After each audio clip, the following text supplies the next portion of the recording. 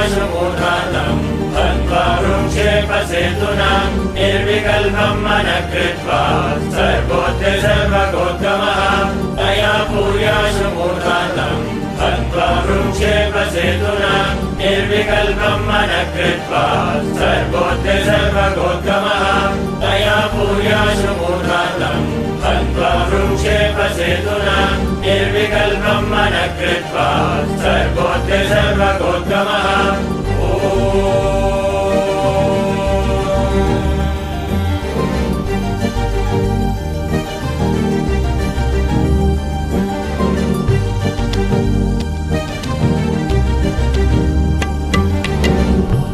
Third eye. The techniques I have designed are most safe. To tell you honestly, I have not even designed this technique. I took it from Shaivagamas, Mahadeva's teachings to Devi. I took it from that and organized it. Only the permutation combination is my contribution. Otherwise, the original technique is from Shaivagamas. I have taken this techniques, organized it. It is time-tested, foolproof. No wrong, bad, ill side effects. The only side effect is bliss, knowledge and enlightenment. I'll initiate all of you into that process. Listen to the technique properly.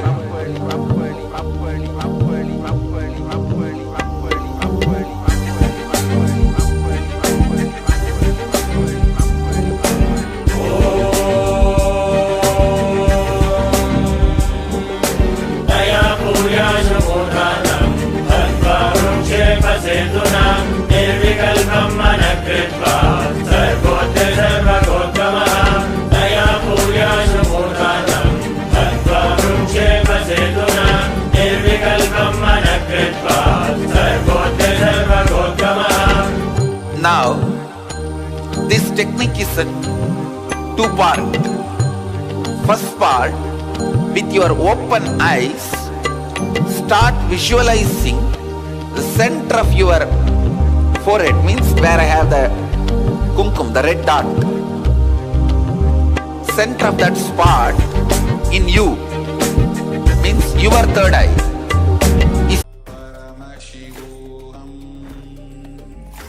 It represents within us, because we have lost our source. Each one of us are Amritasya Putraha, the children of immortality. When we decide to embrace our history, our true history, the Vedas, the Itihasas, the Puranas, we unlock our treasure trove power. Our ancient scriptures hold thousands of incidents, thousands of happenings of this greater science. And it is not too late for you to experience this too. Because the third eye is not something to strive for, to achieve, something you have to gain. It is there within each and every one of us.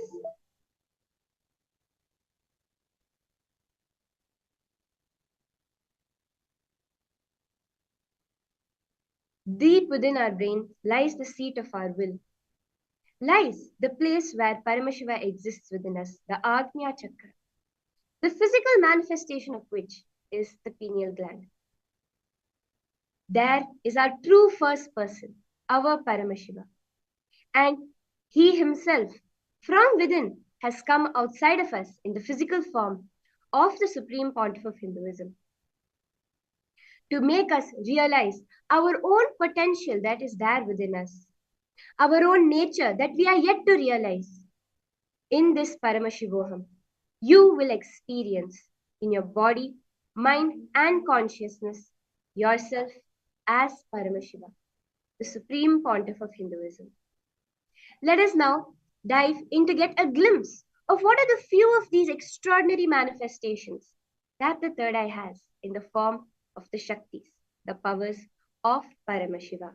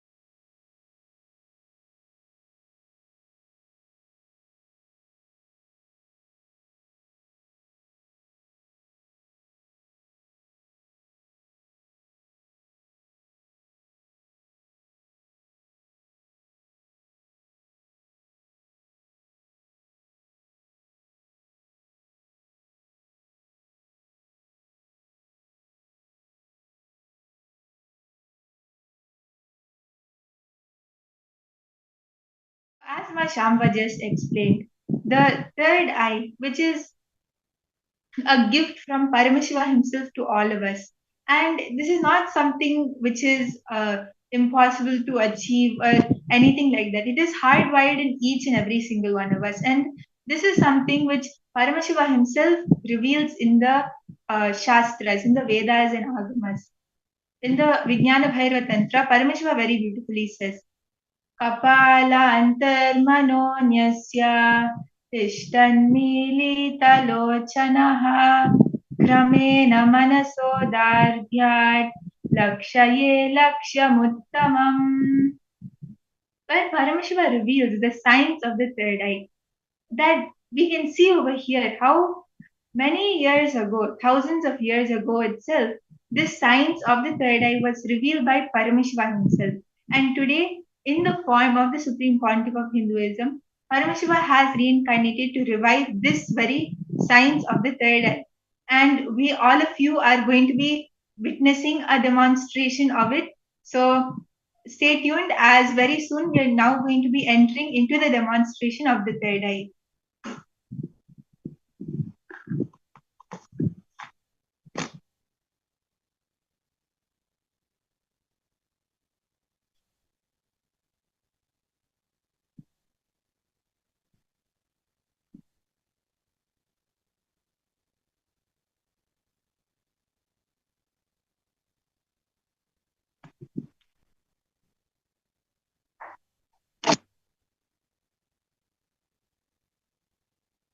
Beautifully, when Paramashiva reveals the signs of Shiva, it is leading to the that we all manifest.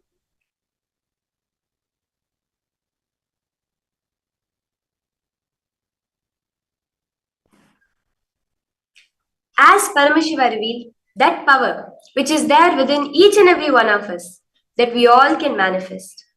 Let us glimpse now what that power exactly is, by understanding furthermore the various happenings of this power in the Puranas and in the life of each one of us that have been with Swamiji. Yes, so in the Puranas, Bhagavan Shri Krishna reveals to Arjuna that Natumam shakyase drashtum anenaiva svachakshusha divyam dadami te chakshuhu pashyame yogameshwara. Krishna says to Arjuna that to see my Vishwarupa, the cosmic form of man, the two physical eyes which you have are not compatible for it. Therefore, I initiate you. Therefore, I grant you the divine third eye, so that you can behold my Vishwarupa Darshi. So, throughout the whole 11th chapter, the detailed description of Bhagavan Shri Krishna's cosmic form is completely narrated by Arjuna as he sees Krishna, Sri Krishna through his third eye. Very beautifully in Swamiji's own life also, Swamiji at the age of 12, when Swamiji was sitting in the Pavalakundra rock, the Swamiji was sitting there and just contemplating on sacred truths. And when Swamiji was into that seeking, suddenly Swamiji felt like something opened up in him. And not just that, Swamiji was able to see everything around him, the whole 360-degree vision. 10 directions, everything Swamiji was able to see. Not just that alone, Swamiji was able to see that it's not just he was able to see, he was able to feel all of that as me. He was able to experience every single thing around him as part of him.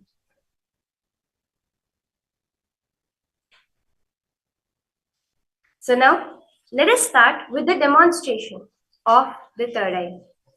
Let us see how we can manifest one of the simplest manifestations. The first manifestation of this power of the third eye is the manifestation of being able to see without your eyes. So, science says very beautifully that the act of sight happens in all of us only when light hits our eyes. We are able to perceive everything around us because light is hitting our eye. But what happens when there's no light hitting our eyes? Obviously, naturally, there's only darkness around us. We're not able to see anything. So, This power of third eye, as very beautifully as Ma Shamva said that these are the possibilities which is there in each and every one of us. So just by closing the two physical eyes, your third eye can see everything. Even when it's pitch dark, also third eye can see. How? So you can see over here, I have with me a medically tested eye band. Swamiji has been talking to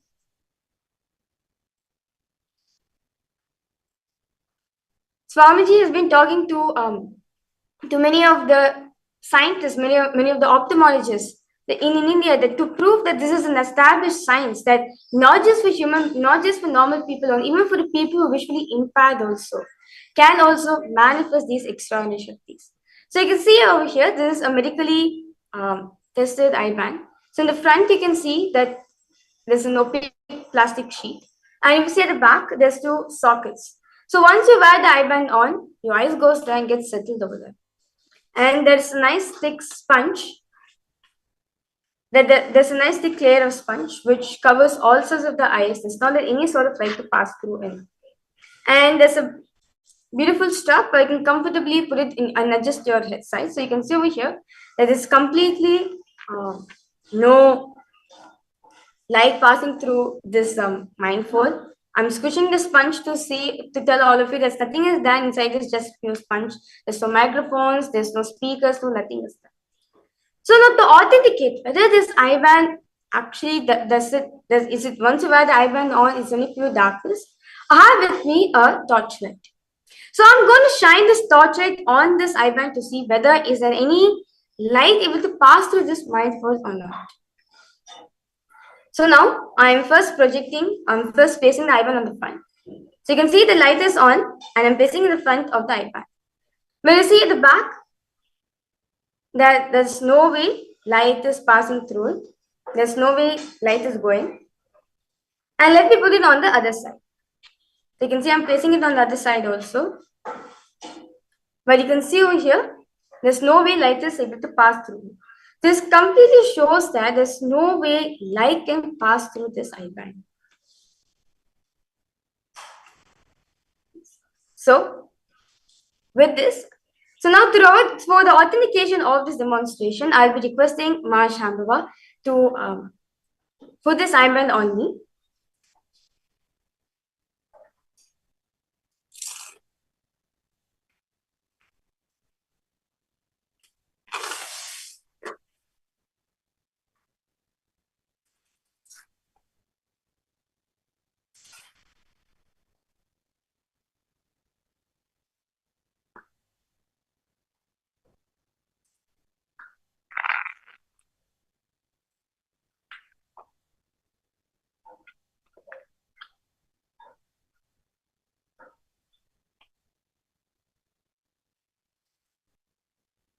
Yes. Yes, Mahavirja, are you comfortable in the eye band? Yeah. Okay.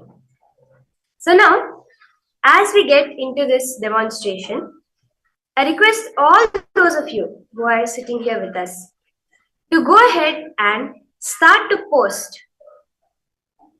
You can post any sort of words, anything that you want for you to be able to, for Mahavirja to scan. So now what Mahavirja is going to be doing is, through her third eye, she's going to be seeing any of the words that you are going to be posting. So you can start to put on in the chat box, in the YouTube live comments. All those of you who are sitting here in the various Zoom rooms, all of you can go ahead and post whatever you're able to see, whatever you want, and Mahavirja will be directly scanning that. Yes, Ma Priya, Ma Govindananda, Ma Lian, all of you, those of you who are sitting with us in the Zooms, you too, Ma, all of you, I request you, go ahead and post.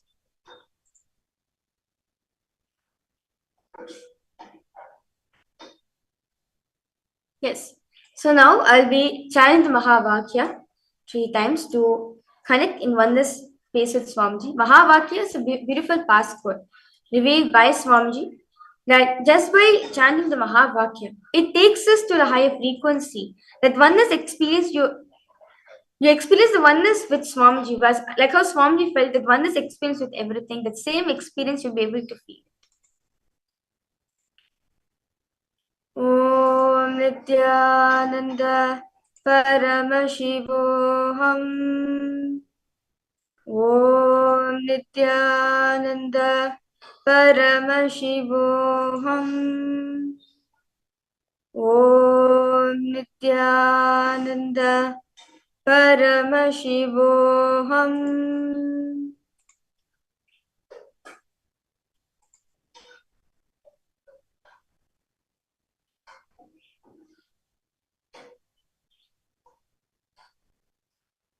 Yes.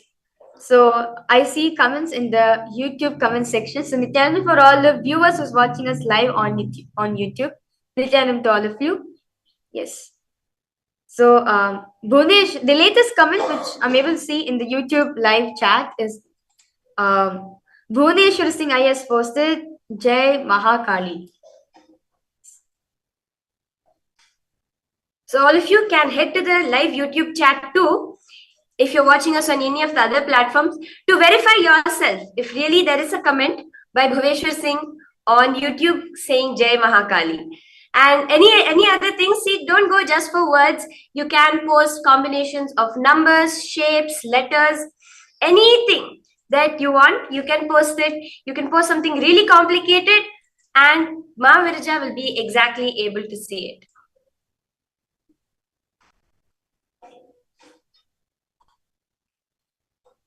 Okay, so Ma Govindanand has posted Oma, and after that she has posted some set of numbers 78453. So these are the numbers Ma has written. Yes, Ma Govindananda, I request you to comment back, Ma. So Ma Govindananda is sitting with us in the Sarvadarshan room for the program, and she has posted this. Anyone else wants to have a direct scan, wants to see what the third eye can see? Go ahead and post it in the chat.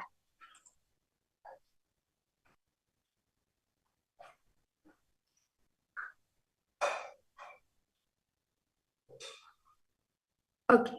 Yes, so I'm able to see Bigyan Chapagain has posted a series of emojis. So there's two hearts and something like hand. It's in pink color, so you can see it's like it's like a hand emoji, but it's in pink color, and an emoji like this, and an emoji like this, and a namaste emoji. Yes, so very beautiful. Exactly what Bigyan Chapgenaya has posted. Mavarija scanned it exactly like that. Okay. Anyone else has anything else you would like to post in the chat?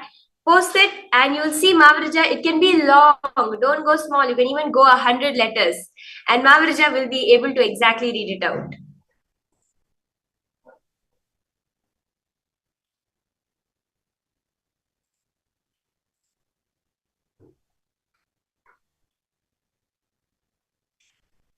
Okay, yes. So Bigyan Chap again has posted 100% correct. Yes. Thank you so much, Aya.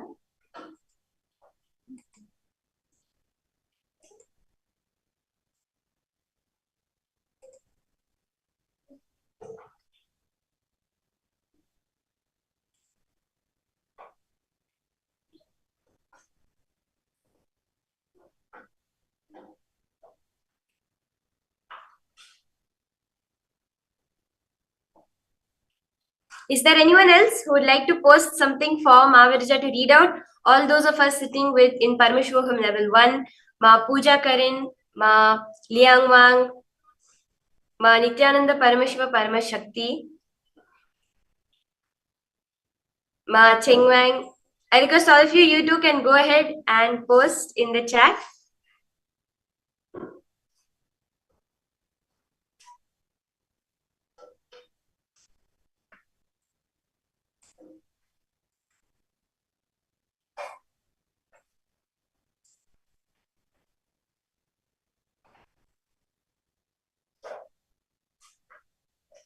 Yes, so Ma Ma Hung Ling Pei has posted an heart emoji. Ma Hung Ling Pei, I request, can you post lots of emojis? Post like maybe 15 emojis or 20 emojis, different ones. And Ma Virja will read it out exactly like that.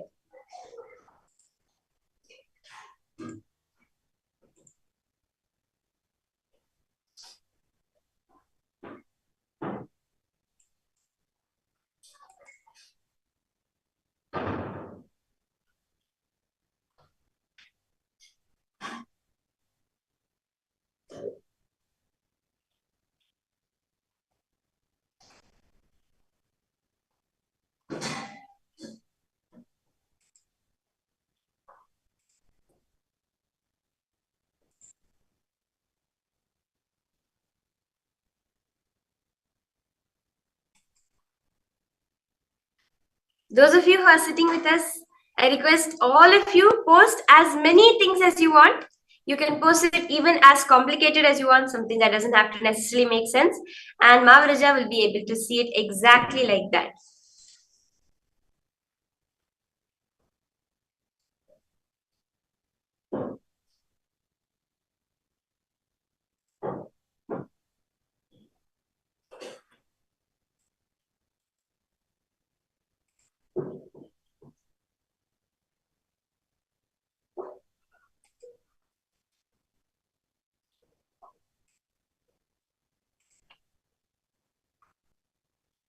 Those of you who are sitting with us in the Paramashivoham Level 2, Ma Angela Sia, Ma Elizabeth Crow, Ma Phoebe Feng, I request all of you to go ahead and post if there's anything you would like Ma Virja to read out.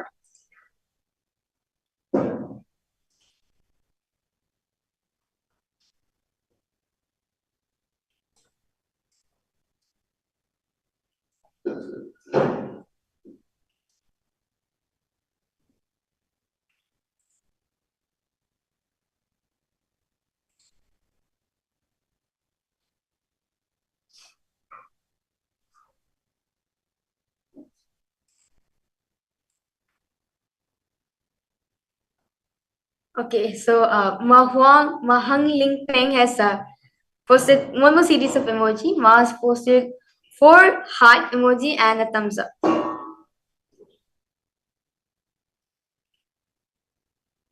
Yes, Ma Hung Ling Pei, you can also post if it's right what Ma Virja posted. What Ma Virja read out, is that exactly right?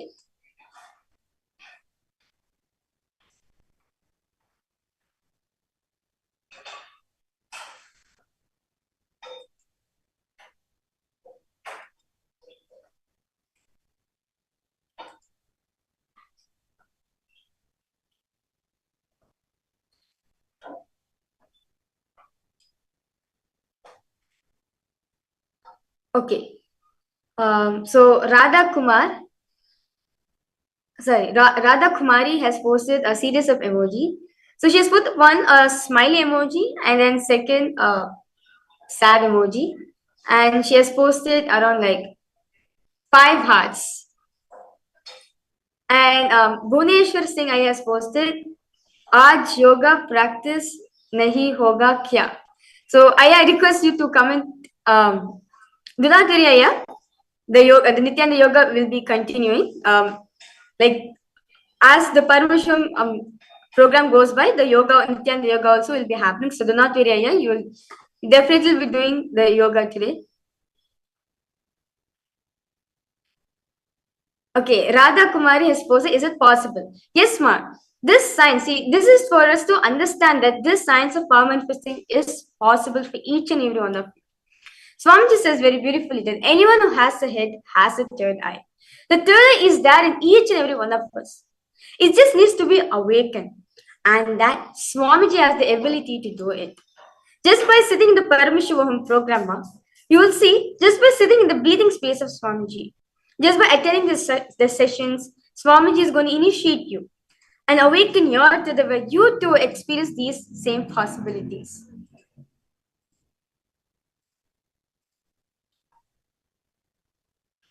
See, each one of you are going to be receiving this gift. See, it's not something that only one person can do. It's not something that only 2-3 Badasans can do. What you are seeing right now in front of you, where Maharaj is able to see everything with her eyes closed, each of you are going to be receiving this through the program, through the whole Paramashivoham program. So as we are getting into it, experiment it, try it out. Swamiji says, I don't want you to approach me either with belief or with skepticism. Just approach me with an open mind. So open up yourself. Try to see what it is. What is it that you want to test out to see? Is it possible for the third eye to do? Okay. So, Ma Hung Ling Pei, you have posted 3 lovely emojis. Like, there's 3 same emojis, but it's happy, and there's 3 hearts, small hearts. And after Ma has posted thank you, and she has put 3 thumbs up. Yes, okay, with that, now we come to the end of this power demonstration of the power of third eye. And now we'll be entering into the further powers. I say, Bigyanaya, you had asked if we're going to be having the body scanning. Definitely, yes, we will be having the body scanning power coming up shortly. And now we conclude the third eye. I'll be removing the eye band from Mahavirja now, so that you can see the eye band was untouched, and it's the same eye band that was put on to Mahavirja.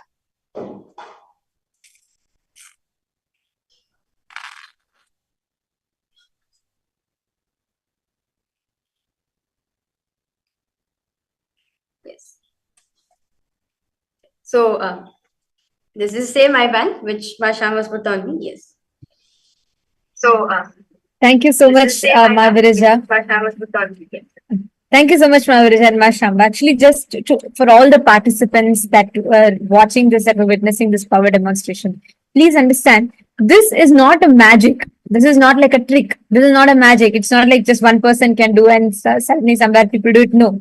This is a science. It is a proper science. Ma Wong Ling Pei, you can experience it. Ma Liang Wong, you can experience it. And Ma Pooja Karen, you can experience it. Every one of you here can experience this science, this power as your very experience.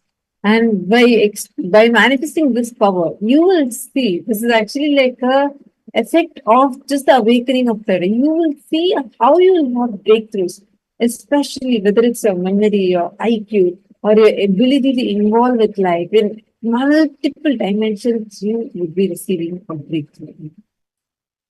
And all the participants here, Maradha Kumari, Bhuneshwar Singh ji, and Vigyan Champagne, and Jayesh Patel ji, Nityanandam, and we have a lot of you who are commenting. How did you all feel when you see this power demonstration happening? See, we all see, mostly we see the people who are many times who know about the tricks, or how they read your mind, and they're mentalists, we call them. So many mentalists, they very easily they do it. Normally they do it, but there's a vast difference between them and the power manifestation that we are doing. Because with the mentalists, as we all know very prominently, they mostly depend on only being able to see expressions, and it's more like a technique, or it's more like a miracle that happens. So as we are talking, I just see a question. Jairon is asking, is it a VR headset? No. I'm actually going to ask Ma Virija to show the eye band once again. Ma Virija, I request if you could please show the eye band once again to the screen, because I'm now going to be showing. It is not a VR headset. You can see here. It's called as a mindful. Could you please turn it for us, please, Ma Virija? Actually, this is normally used as a sleeping mask. It's just a normal sleeping mask which completely blocks. It completely blocks light in all manners. It completely blocks the light. And yes. Could you also get it closer to the camera, please? And turn it around. Turn it around. Yes, pause it here.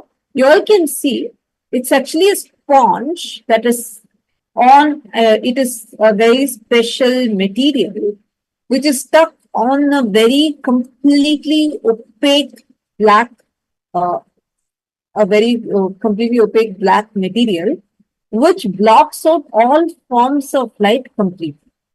Hope all of you are able to see this. And actually, if you have a torch or something, Virija and Mashamba, I request you guys to actually show it through this eye bag and to see. Yes. So you're putting the flashlight, you can see. See, this is the flashlight, and if you see from the other direction, there is absolutely no light coming through. And could you show it to us from the other side? Can you show it like flash the light in the front? Yes. Now, could you please turn the eye band to us towards our side? And you could see here there is absolutely no light passing through. Just for comparison, you can actually see if you take anything else, even if you keep your very hand, you'll see the light is actually passing through that. Like Mashamba, could you please show the flashlight through your hand? Yes, you could see the flashlight is actually passing through the hand because the hand is not completely opaque. You're getting it? So this is not a VR headset. This is a completely opaque eye band, and this eye band is a magic, right? And you can't say it's a technique. You do like this kind of a technique, that click, and then the light comes on. No, it's science. There's a very clear it's very clear science through which a clear system through which this is actually happening. So the electricity is traveling through the circuit from the switch, and like it's passing through that, and it's turning on the light. The circuit is complete circuit. Same way, your third eye, you too have a third eye. Ma Radha Kumari, you also have a third eye. You have a head, then you definitely have a third eye. Everybody that has a head has a third eye. That's what Swamiji says. So, and when your third eye is awake, and this is happening through a very special process called as Diksha, initiation. Actually, you can join us today for the program that's happening right now. You can quickly join us. And in this program, it's completely free of cost. We are having it on the two-way video conferencing through Paramashivoham. So just take a moment and you can join us in Paramashivoham program. And we will be having this special, unique initiation that Swamiji himself will be conducting. So, Ma Radha Kumari, in this initiation that Swamiji will be giving today, you will be able to receive this third eye power. And not just that, Ma. See, third eye power is just one of it. In addition to manifesting powers, you can learn the science to be happy in life. You can learn the secret, how you can not just closing your eyes and seeing, but actually, do you know, Ma Radha Kumari, if you declare, I mean, as you know, in our as a Hindu, we would have heard this many times as we are growing up in our Puranas, in our stories, how you just declare and it just becomes reality. It's a science. It is possible.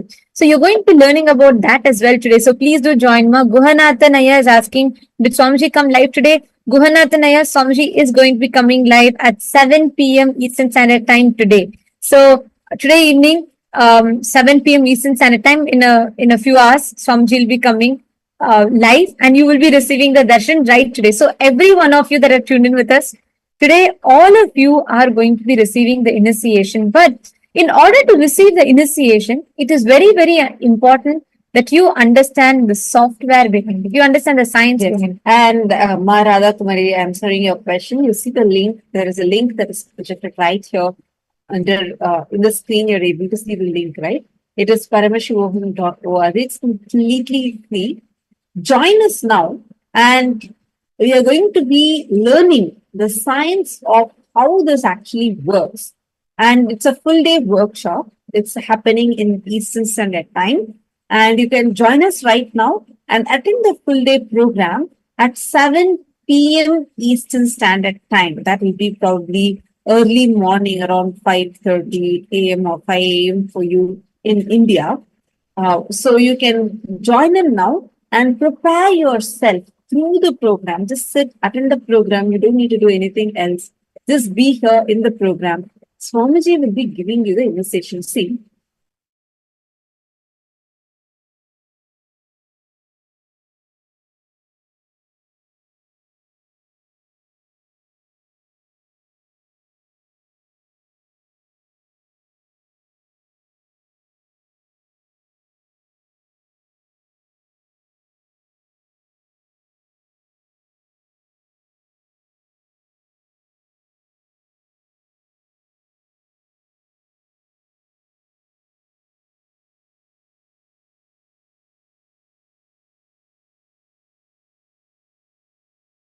कृत्वा सर्वोत्य सर्वगोत्तमः तया भूयाशु मूर्धान्तम् हत्वा वृक्षेपसेतुना निर्विकल्पं मनः कृत्वा सर्वोत्य सर्वगोत्तमः तया भूयाशु मूर्धान्तम्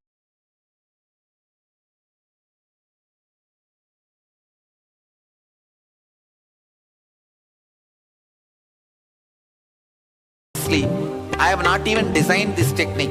I took it from Shaivagamas, Mahadeva's teachings to Devi. I took it from that and organized it. Only the permutation combination is my contribution. Otherwise, the original technique is from Shaivagamas. I have taken this techniques, organized it. It is time-tested, foolproof. No wrong, bad, ill side effects. The only side effect is bliss, knowledge and enlightenment. I'll initiate all of you into that process.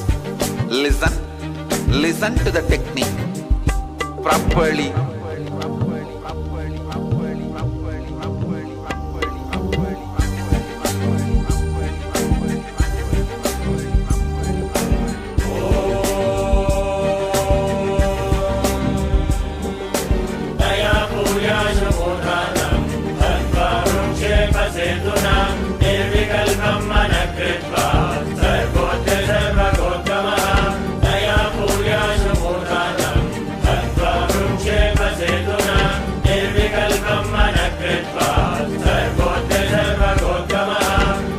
Now, this technique is a two-part.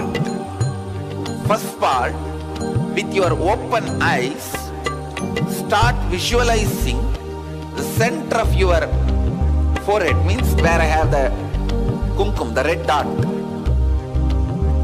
Center of that spot in you, means your third eye is open. Your third eye is open. You are looking through the third eye. First few minutes it will be a little difficult, but you will catch it within 4-5 minutes. Let your eyes be open, but look through your third eye. Second step, close your eyes. Visualize the intense golden light is entering into your being and functioning on your third eye. Actively getting centered on your third eye.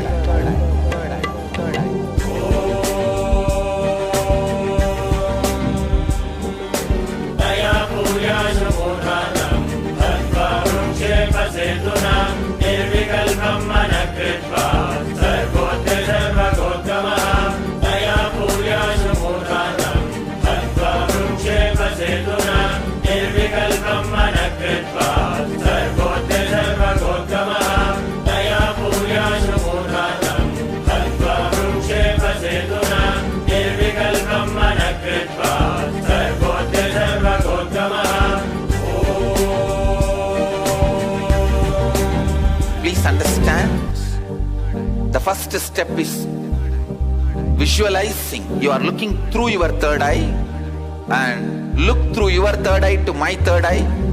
Second step, close your eyes and visualize intense light. Golden light is entering into your. Nityanandam and welcome. We welcome all the Paramashivoham Level 2 participants once again. So now, as we were all looking at the beautiful power of the third eye, let us now look at the Shastra Pramana, the scriptural reference for this power. Where in the scriptures has Paramashiva revealed this science? The power of third eye is not just the ability to see with the eyes closed or a particular expression of third eye. The power of third eye, the Shastra Pramana for the third eye explains the existence of the third eye, how the third eye manifests in each and every one of us. So now we'll be chanting and sharing this Shastra Pramana for the power of third eye reading, and then we'll be moving into the other powers and learning more about this power manifestation science. So this Shastra Pramana is from the Vijnana Bhairava Tantra, a very powerful scripture where Paramashiva himself reveals 112 different techniques to manifest various powers. Out of that, the 34th sutra verse is where Paramashiva reveals the science of third eye. We'll now be chanting the Shastra Pramana for you. Kapalantarmanonyasya tishthanmilitalochanaha kramena manaso dadyat lakshaye lakshamuttamam. Paramashiva beautifully says, by fixing the mind on the inner space within the crown center and sitting stably without any movement, having the eyes closed in succession, by that stability of the mind and inner space through the power of third eye, one directly sees the ultimate goal, Lakshyam, having the vision beyond the sight that reveals any place or object, attaining the space of oneness with the source, Paramashiva. So in this beautiful verse, we can see Paramashiva revealing that not only does the third eye reveal anything without the ability to see, but it also reveals the ultimate goal, that is vision of Paramashiva, the experience of oneness with Paramashiva. That is the power manifestation science.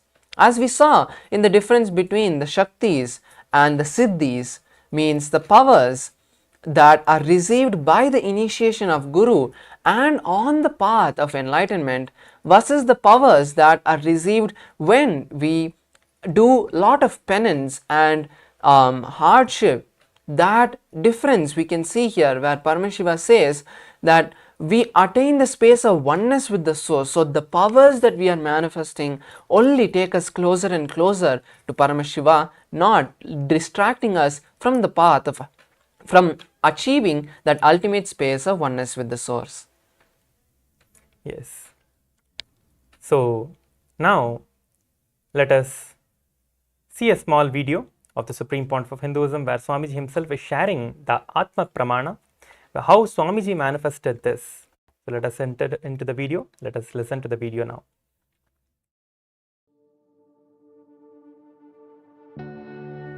On the Vaikasi Visagam, Vaikasi month, Purnima Tithi, Visaga Nakshatram, one fine evening of a full moon day, Vaikasi month, Visaga Nakshatra, Paurnami Tithi, Subramania's enlightenment day.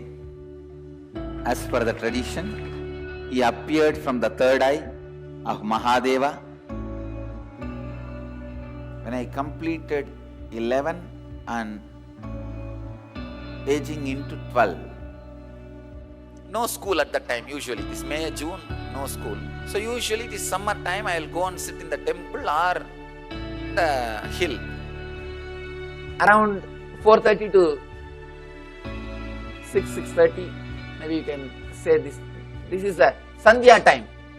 Around the time of sunset and moonrise, I went to the hill, Arunachala hill.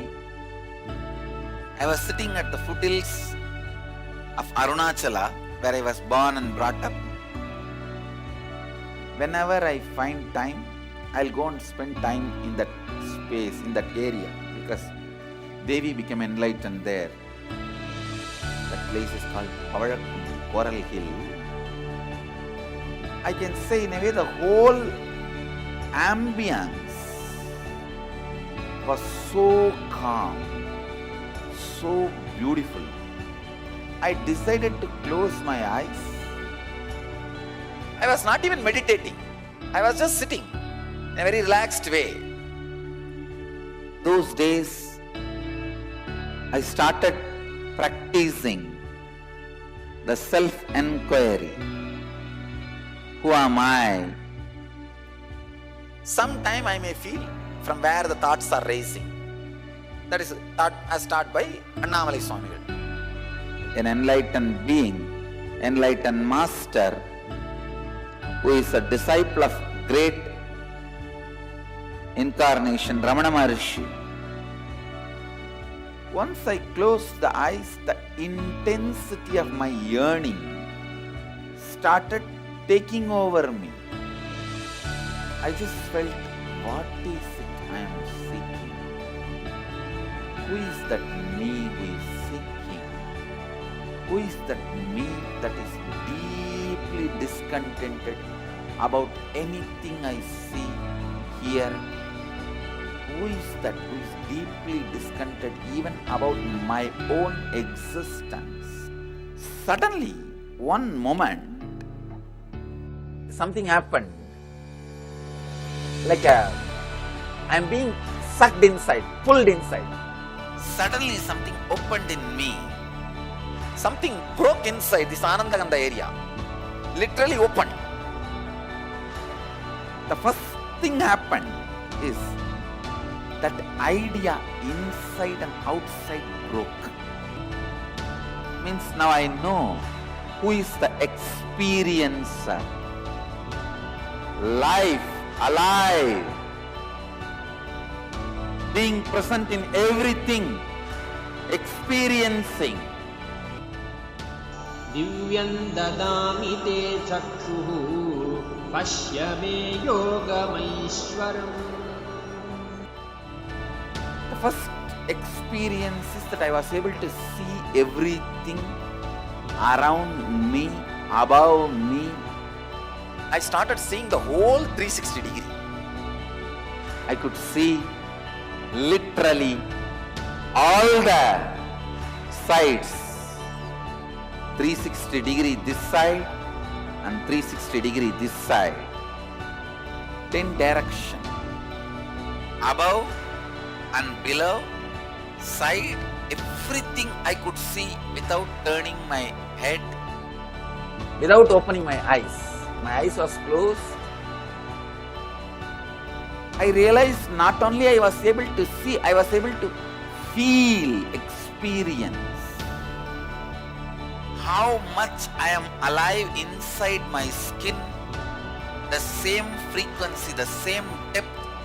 I was feeling I am alive outside my skin, everything, in everything. That whole 360 degree is me.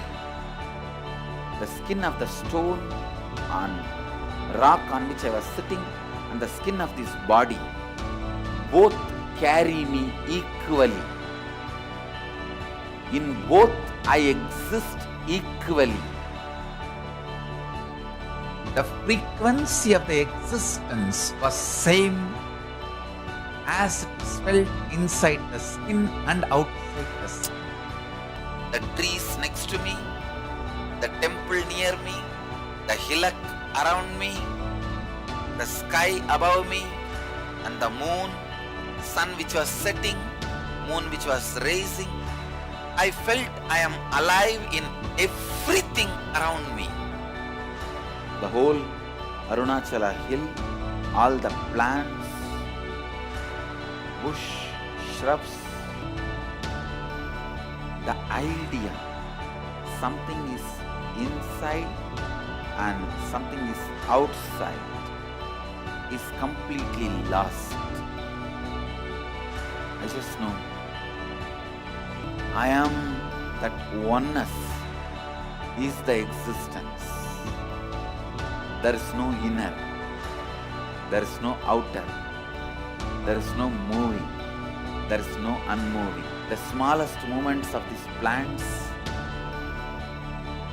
is my movement, and the highest stillness of the center of the cosmos is my stillness. It will feel like as if the whole sky is centered on my Anandaganda. It looked like a huge balloon which is tied to my Anandaganda, and that balloon is the whole cosmos. Pure solid gold flowing through my spine, which was cool. Full 2.5 days I was able to see all 360 degree continuously. Whether I went to the home or anywhere I was walking around, I was able to see the whole thing. I went and told my godmother, Vibhudanandapuri.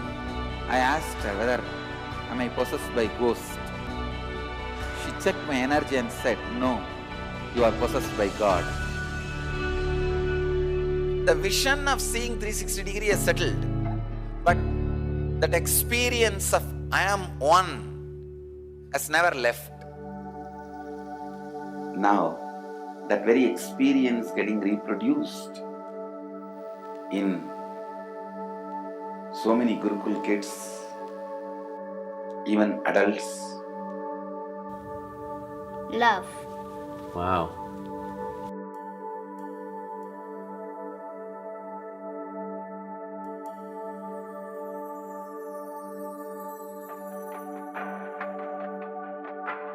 He's wearing a grey jacket. His name is Boris.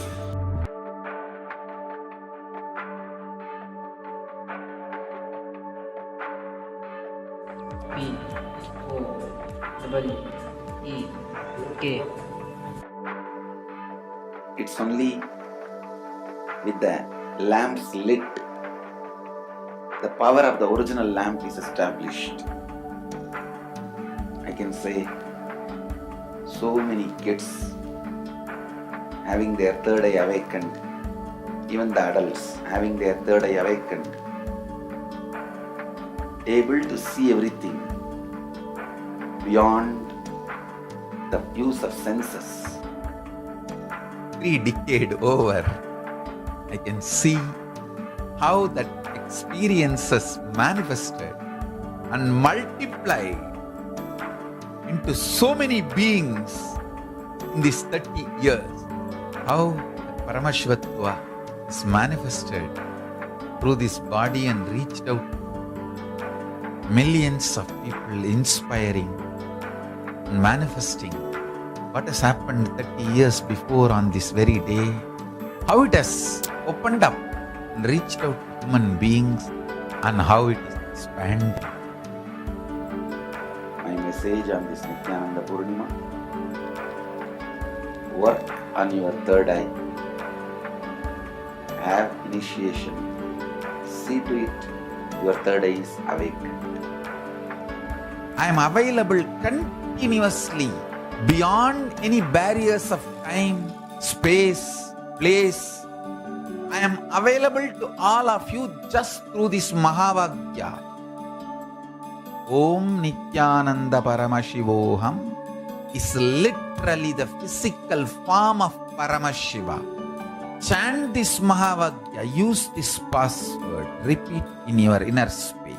I'll be there physically, intensely available to do whatever you want. Om Nityananda Paramashivoham. Chant, I'm available. My blessings to all of you. Let every one of you experience the highest enlightenment.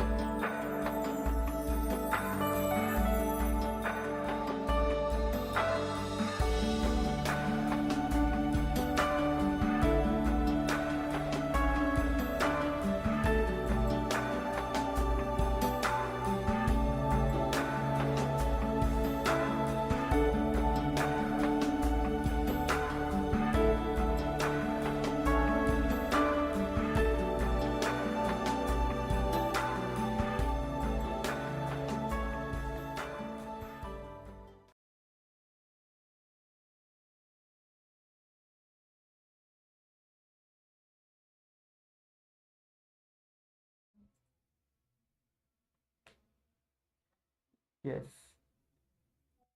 Let us now enter into the next power manifestation. We are going to be entering into the power of body scanning. Before that, as we have listened from the Supreme Pontiff of Hinduism, the experience that the Atma Pramana from the Supreme Pontiff of Hinduism, we first saw the Shastra Pramana, Apta Pramana, and the Atma Pramana, and now let us see the Sakshi Pramana as well. The Supreme Pontiff of Hinduism has manifested these powers in various times, and it has been scientifically recorded as the Pratyaksha Pramana, the empirical evidence which has been established in the form of science.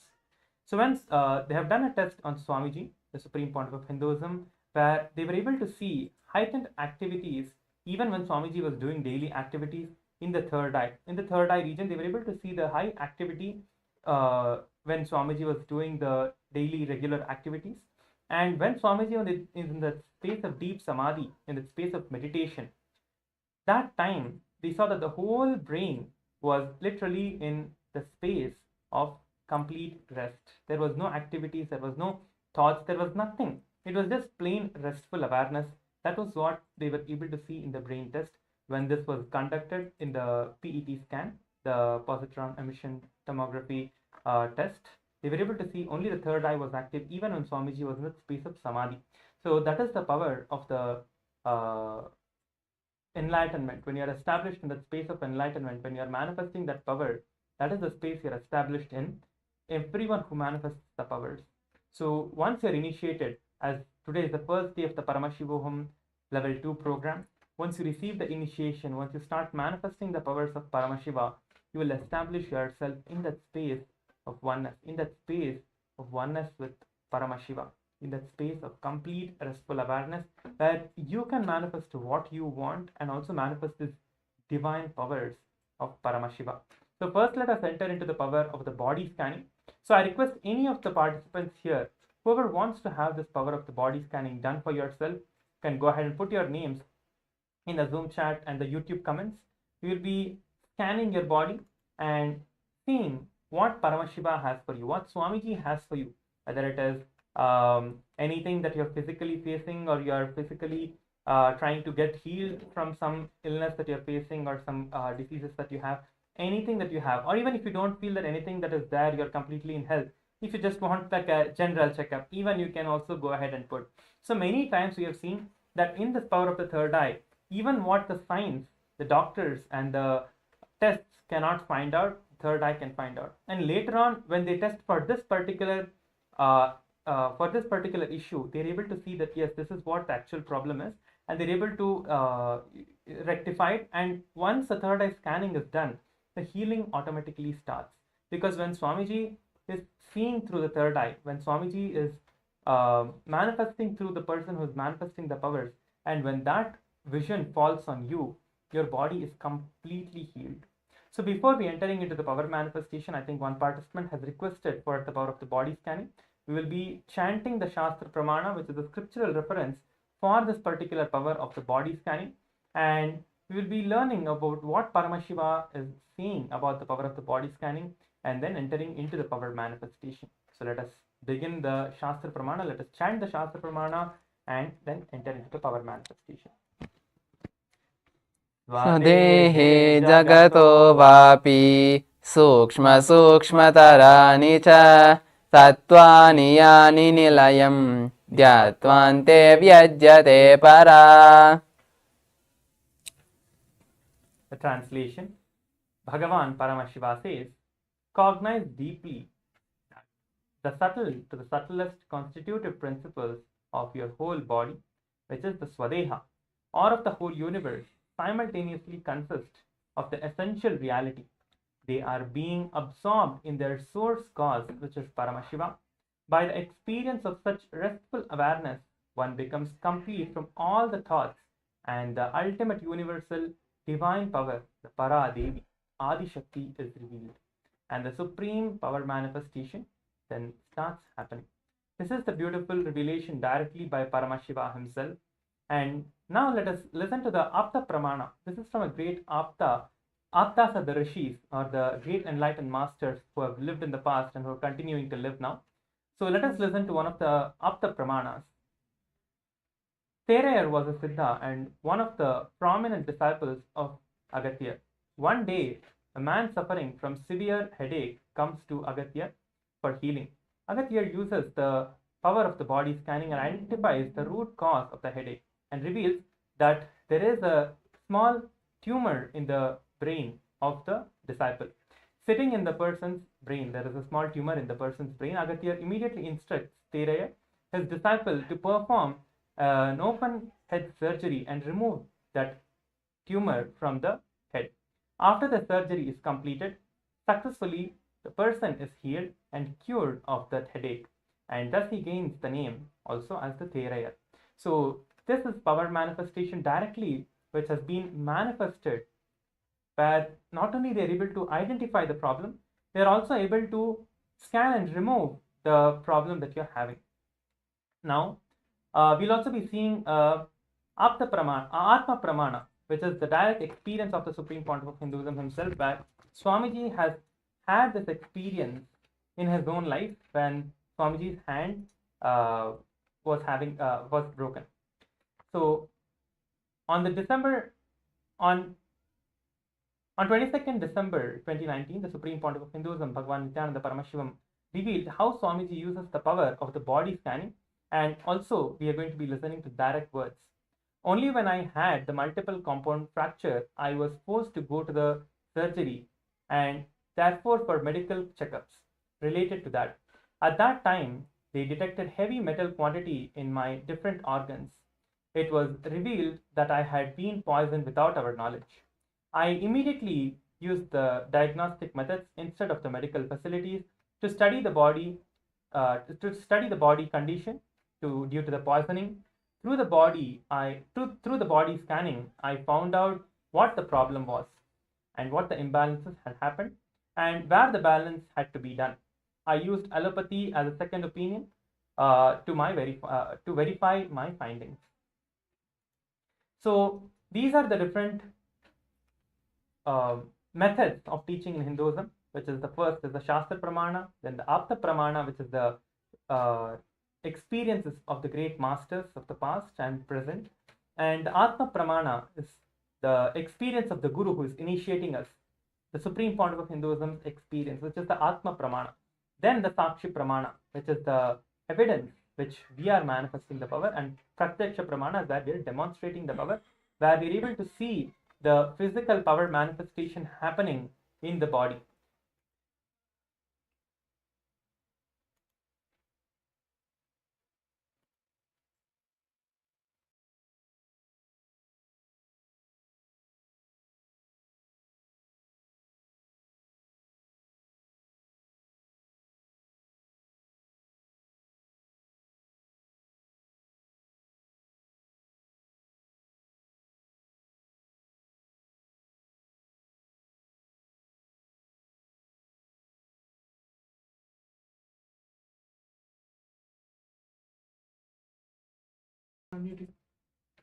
Yes, so a participant in the Zoom has requested for the body scanning.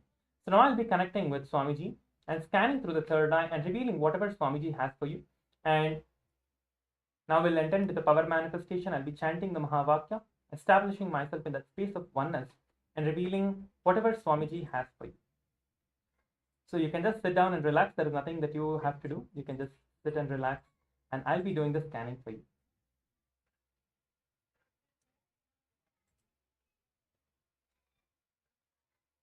Om Nityananda Paramashivoham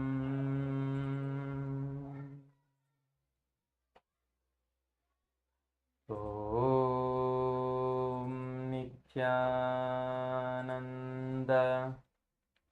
Paramashivoham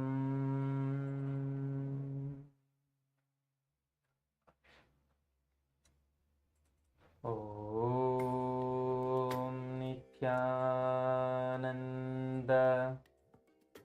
Paramashivoham. And manifest the powers of Mahasada-Shiva. Om Nityananda Paramashivoham. Om Nityananda Paramashivoham. Swamiji is showing that for the last few days you've been having some uncomfortable feeling in your navel region and in your abdomen region, and some indigestion as well. This is due to the thought current that has been going on for the last few days, where you're feeling confusion and also some worry.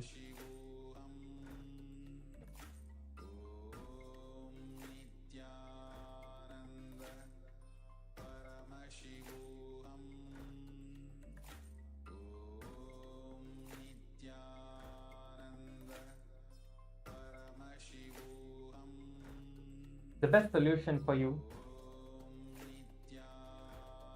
is to just manifest the powers every day for 21 minutes sincerely.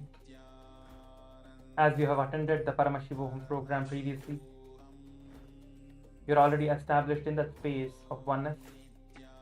Just decide to establish in that space of unclutching. You will manifest it immediately.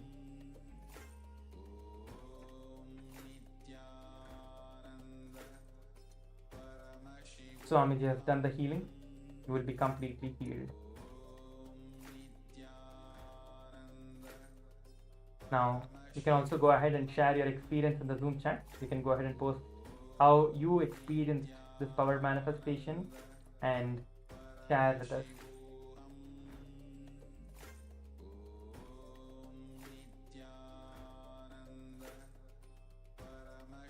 Yes. Also, we have another participant on the YouTube who wants to have the power of the body scanning. So, I'll be scanning the body for the participant in the YouTube as well.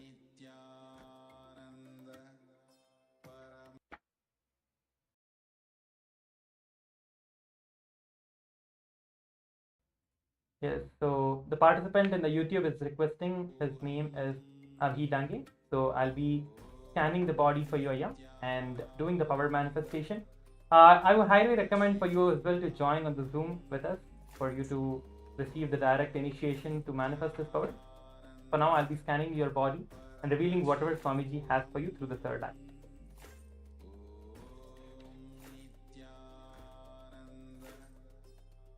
Yes, for Abhidange, you're watching us on YouTube. For you to join us on the Paramashivoham Level 2 program live and physically, you can visit ecitizen.info/PSM. By going to this link, you will be able to select which level you want to join, because there are 3 levels. There's the level 1, 2 and 3. You can join the level 2 and experience the program in a more personal and more interactive way. So the link is ecitizen.info/PSM.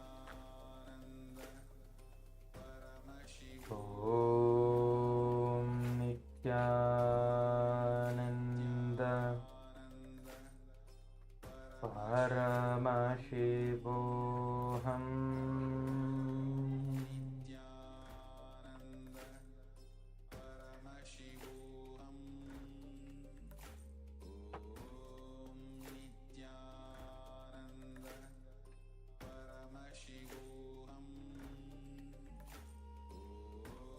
Abhidange.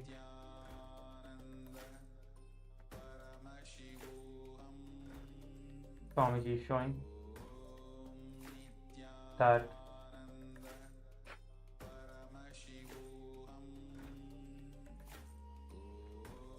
your physical body is completely alright. There is no major issues that you are currently facing. The only current thing that you're physically having is the burning sensation in your eyes and at the depth within your eyes, the burning sensation that is there. Swamiji showing that this is due to the stress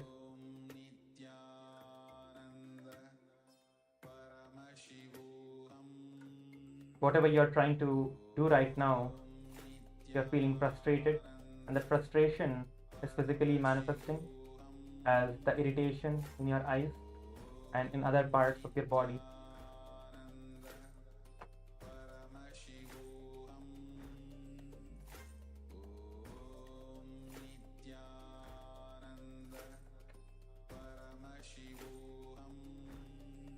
The best solution for you is to always have the visualization of Paramashiva, of Swamiji in your inner space, keeping that one visualization, which is the Leela Dhyana. By doing this, you will experience the powers of Paramashiva the powers of the Supreme Pontiff of Hinduism to handle any amount of stress and be successful in what you're doing. As you have been doing the yoga sincerely, continue to do it. Do not stop. You will be taken care. You will be fine, Ayya. Yes. Abhimanyu Dangeya, please go ahead and post your experience, how you manifested this power.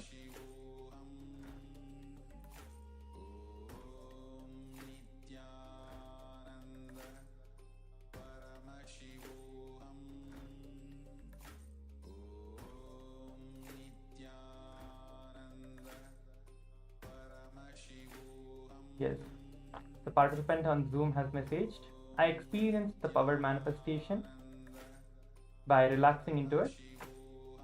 Everything was correct. I've started the Nirahara Samyama. Okay, I've started the Nirahara Samyama for the length of the program. Okay, that's great. That's very nice. Thank you very much. Okay, yes, thank you so much. Yes, so if anyone else would like to have the power of the body scanning, you can go ahead and let us know now.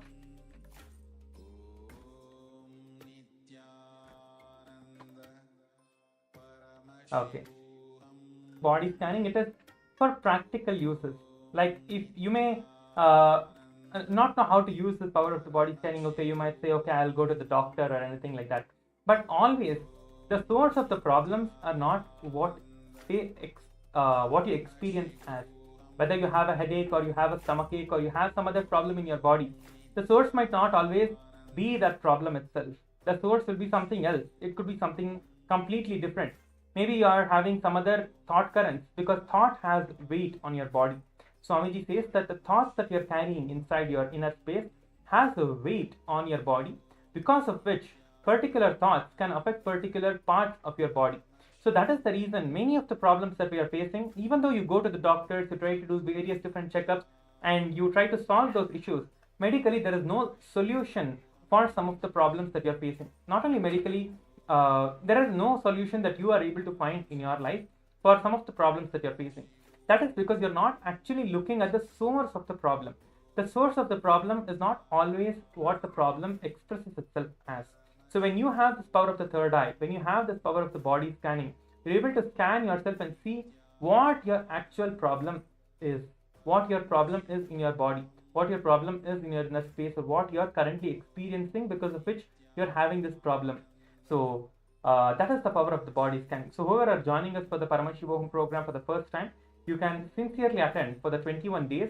You will learn how to master this power of the body scanning, to scan yourself, to scan others, to scan your inner space, to scan your whole life and solve any problem that you have in your life using the power of the third eye. So now it is time for us to enter into the next power manifestation, which is the power of the remote vision.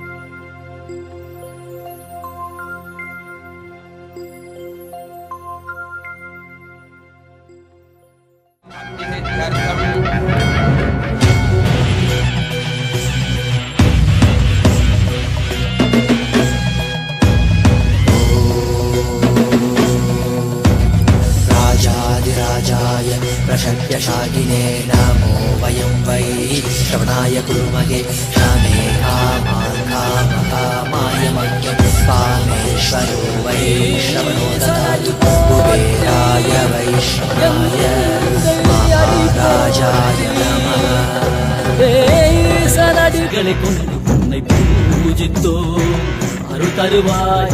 கலி என்னும் கடலினில் மூழ்கிட்டையும் இனி கரம் தந்து காத்திட்டு கருணை பொய்கையில் அலர்ந்திட்ட அளவற்றம் போல உன் திருவடியில் வாழ்ந்திட நிற்கிறேன். வாராய் அருணாச்சலனே நீ வாராய், அகண்ட ஜோதியனே வாராய், அல்லல் நீக்கிடவே வாராய், அகிலம் போற்றுகின்ற ஈசனே, சிந்தை கவர்ந்த நேசனே, நீ வருவாய் ஒடு கனிகளை கொண்டு பூஜித்தோம் அருள் தருவாய்.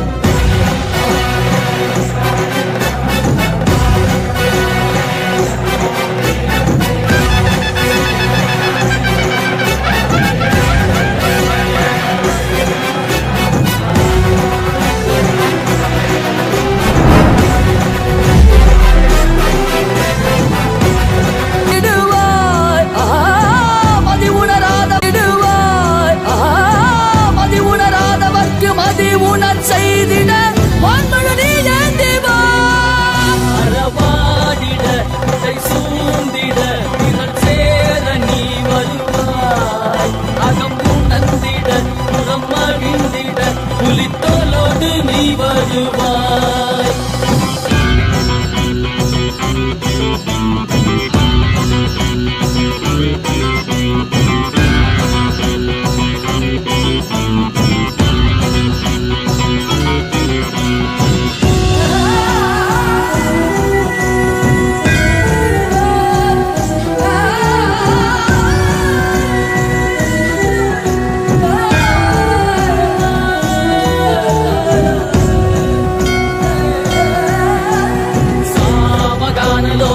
विमुक्ति कारणे नादिकेश दिव्य ब्रह्मरूपने मीनाक्षि शक्ति सहित सुंदरेशने अन्नामलै उदित नित्यानंदने चित्त अचित्तெல்லாம் முன்னாலே இயக்கும் முன்னாலே உந்தன் கண்ணாலே சிகையில் அணிந்திட்ட மதியாலே மதியின் மொழியாலே தெளிந்திடும் வழியாலே ஜீவன் முக்தி பெற விழைந்தோமே திருவடியை தொழுதோமே.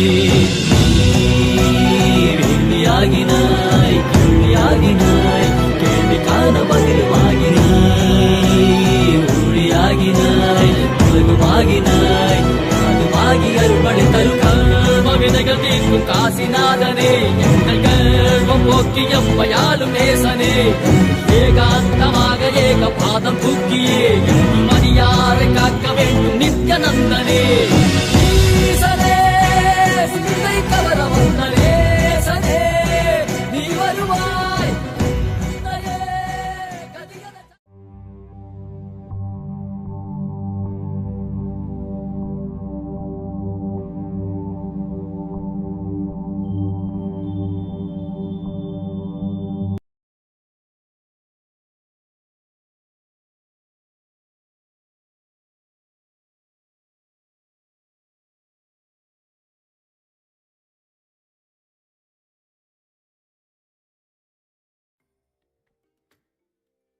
Yes.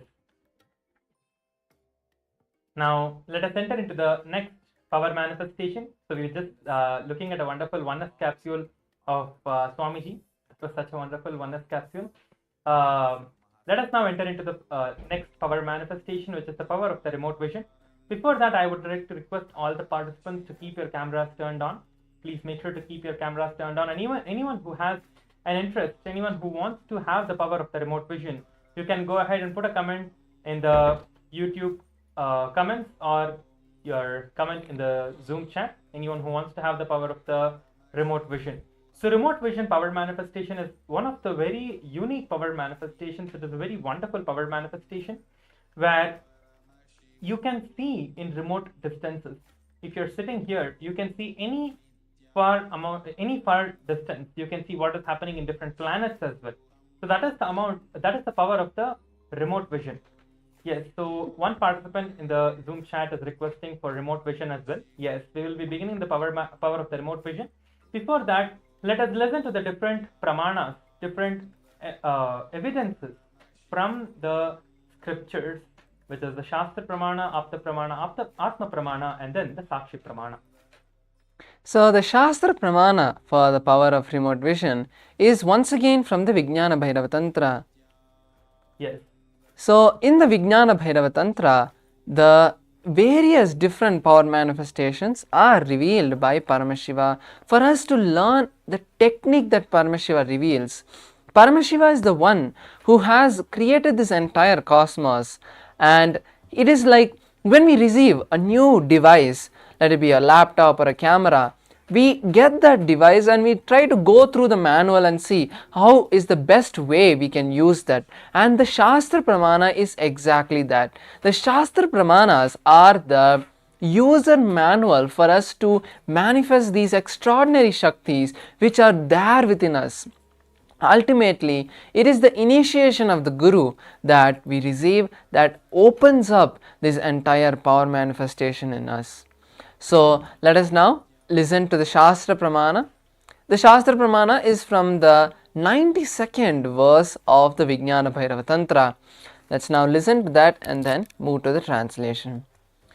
Vyomakaram swamatmanam dhyaye dhigbhiranavritam nirashraya cheti shaktihi swarupam darshaye tada. Paramashiva beautifully says, concentrate and cognize with restful awareness on oneself in the form of a vast etheric space or sky, Vyomakaram, which is limitless in any direction whatsoever. Thus, the Chiti Shakti, the power of the consciousness freed from all support, reveals and manifests herself as the form of one's essential nature of the self. So here we see Paramashiva gives us first the technique and tells us that when we manifest this technique in our life, we will be able to experience the power of remote vision. Next, the Apta Pramana, where in the scriptures, where in the history of the of entire humanity have the great scientists of our ancient time, the Siddhas, the Rishis, the Munis, all of them, how they have used this power and experimented this power. So in the beautiful scripture called the Mahabharata, the epic, the historical event of the Mahabharata, at that time a person named Sanjaya, who was the charioteer of the blind king Dhritarashtra, he was blessed with the power of remote vision to be able to see the battlefield and reveal all the details, including not just seeing but even hearing everything that is happening in that place. So the Sanjaya sees everything and reveals it to Dhritarashtra through the power of the Dura Drishti and Dura Shruti. So now let us move to the Atma Pramana, the scripture, the personal evidence, the personal experience of the Supreme Pontiff of Hinduism, where he has time tested and foolproof this technique, experiencing that yes, this technique works even today after thousands of years it being revealed. So this beautiful story incident happens in the Supreme Pontiff of Hinduism's life when he was under the training of his Aushadha Guru Narayana Swami Tata. So Narayana Swami Tata was a very well known Siddha in the city of Tiruvannamalai, and he was known for his power of doing the remote vision. So once a senior police officer came to Narayana Swami Tata and they were seeking for help to find a thief who had stolen something. So the police had come to Narayana Swami Tata requesting Narayana Swami Tata to see with the power of remote vision and locate the thief. So Narayana Swami Tata just turned towards the Supreme Pontiff of Hinduism and gestured him to do the power manifestation. So the Supreme Pontiff of Hinduism took the power, the mirror in front of him and applied the Jnananjana, which is a sacred alchemy product that is very, very powerful and can be programmed to manifest whatever you want. So the Supreme Pontiff of Hinduism applied that alchemy product on the mirror, and then through the power of remote vision he was able to see and locate the precise location of the thief and where the stolen goods were hidden. The police had gone and found the thief and brought justice to the city of Tiruvannamalai. So this is a beautiful incident where the Supreme Pontiff of Hinduism has shown this power to the world. Now let us experience the Sakshi Pramana, the personal experience of this power, where we are going to be manifesting this power for you. So let me now enter the space of oneness with Swamiji. That is the first step to manifest any power. It is always bringing that space of oneness with Swamiji that manifests these power inside us, because it is the Guru who has initiated us into this science. So I'll be connecting with Swamiji and then scanning your particular location. I also request if you could share in the Zoom chat, have before we had any conversation about your current location, the description of your house, where you're living, and any of that sort, to make sure that this power manifestation is authentic and that there is no inauthenticity or there's no cheating happening. It is the authenticity that brings and establishes that belief on the power manifestation for us as well to experience this power. So you can just share in the Zoom chat saying yes, that we have never had this conversation before and this is the first time that I am going to be scanning your house. And also I request all the participants to keep your cameras turned on, and I think some of us have just joined in. If anyone else wants to have this power of the remote vision, whoever wants to have it, please go ahead and put your request in the Zoom chat or in the YouTube comments. We will be scanning your house or your location.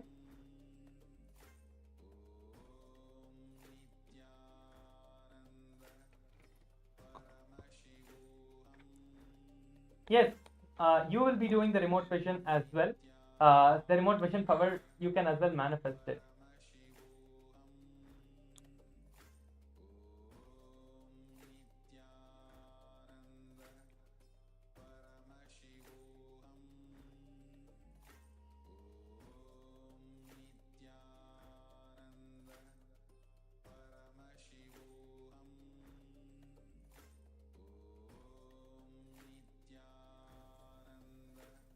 So a participant is sharing that they want the remote vision. So now I'll be connecting with Paramashiva and scanning your house. You can just share in the Zoom chat saying that before this scanning that has been done for you, we have never had any discussion about your current location, where you are from, or about your dimensions of your entire house.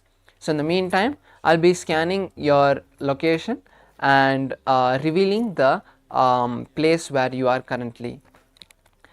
Om Nityananda Paramashivoham.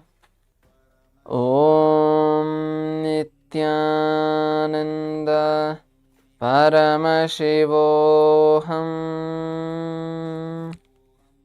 Om Nityananda Paramashivoham. Om Nityananda Paramashivoham. Om Nityananda Paramashivoham.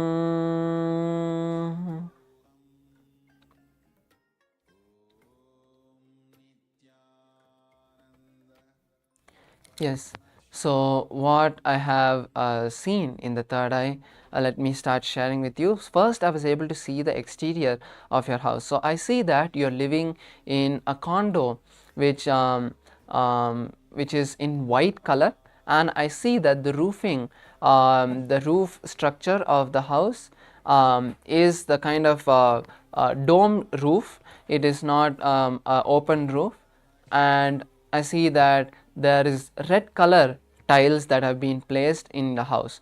So I see the entrance of the house is, it has like a kind of an arch which is placed, and then through that arch you enter into the door. So there is a kind of a small area before you enter the house where you can like leave your slippers, and I also see that there is some potted plants which are placed in that area. So once you enter the house, I see the flooring of the house is a yellowish color, a darker yellowish color, a yellow brown, that color of tiles are there. So as you enter the house, I am able to see that first there is the kitchen which is there on the opposite side, and there is the hall towards the left side of the house. So once you on the right side, I see that there is a room, a bedroom which is placed, and I see that there is a closet and a washroom as well in this first entrance itself. So towards the right side, as I see the hall is not exactly a rectangle or a square. So it is it has a straight, it is like straight, like there's an L, and then there is a kind of diagonal wall which is there, and the TV is placed towards the leftmost wall of the hall. So in the hall, I see that there is placed a the dark red color sofas which are placed, and I see that there are mainly 2 sofas, and there is another cushion chair which is placed, and I see that that area of the house has the carpet which is on the flooring, and I see that there is a cupboard, a brown color cupboard towards if I am looking at the TV towards the right side of the TV, I see that there is a cupboard which has lot of different things. It has a glass door and a full wooden covered door. There are both in that cupboard, and I see on the glass side there are some pictures which are placed, and some DVD boxes and some other toys I am able to see. Not exactly toys, but maybe they are like figures which are placed. So this I am able to see, and then the TV which I see is the Sony company TV. I was able to see it is quite big TV, and the table under the TV is another shelved cupboard which is in dark brown color. So I see that your room has blinds, it does not curtains. I see that there are blinds in the house. So now moving from the living area, once we move forward, I see that the color of the interior of the house is a kind of white color. It's a creamish white color. It is not, it's a nice creamish white color that I was able to see. And once we go to the kitchen, so I see that there is a first there is a sofa in the kitchen area, and then there is a also counter which is placed, which has a marble top. The counter's top is made of marble, and then towards the opposite side I see that the kitchen is in a L shape.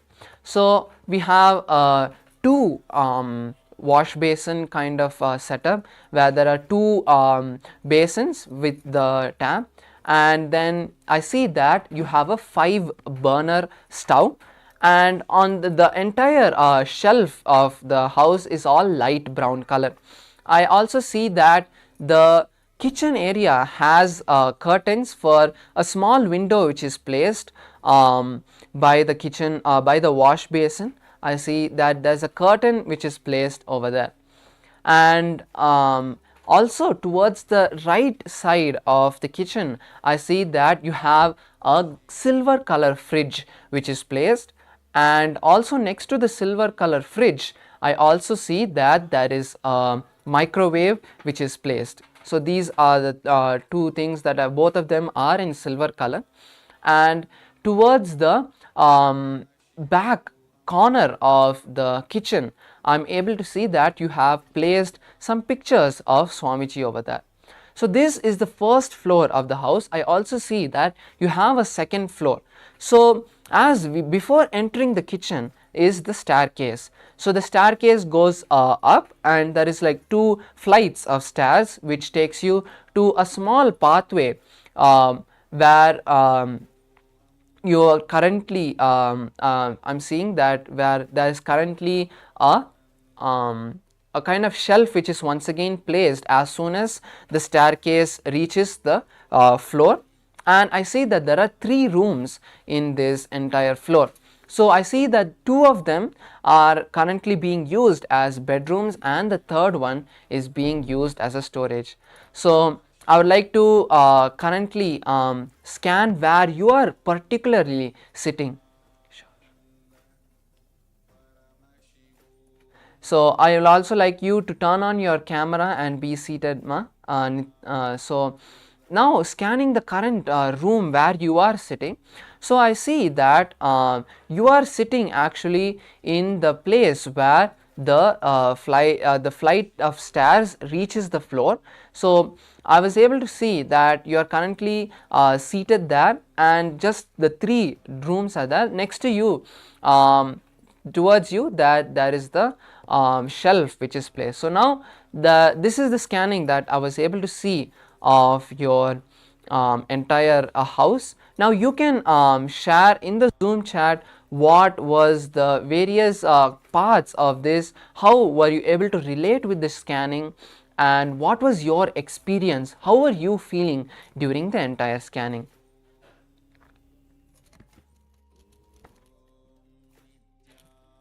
Yes, please go ahead and share it with us on the Zoom chat. Thank you so much.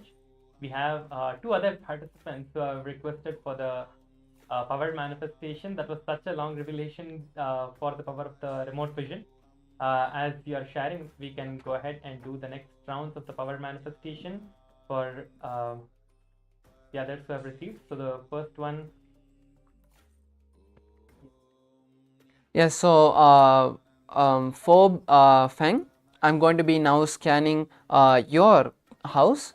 So just be seated in a comfortable way. I'll be just scanning your current location.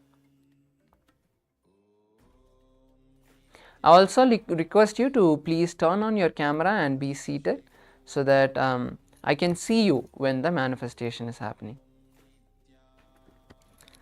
Om Nityananda Paramashivoham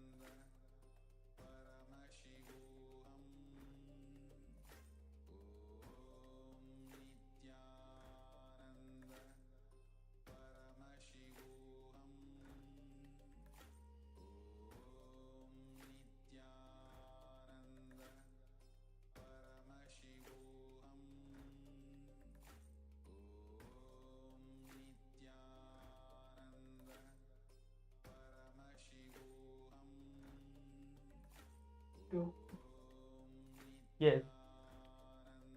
Yes. In the YouTube comments, Kiran Kumar Reddy Waka has requested for a body scan. So as Paramisha Maharaj is doing the remote vision, I'll be also doing the body scanning for you, Ayya. And once I scan, I'll be revealing whatever Swamiji has for you through the third eye. I'll also be chanting the Mahavakya and doing the body scan for you. If you would like to have the live power manifestation, you can also join in the Zoom. You can visit ecitizen.info/PSM and you will be directed to the Zoom room. You can select the Paramashivoham Level 2 program and you can come here.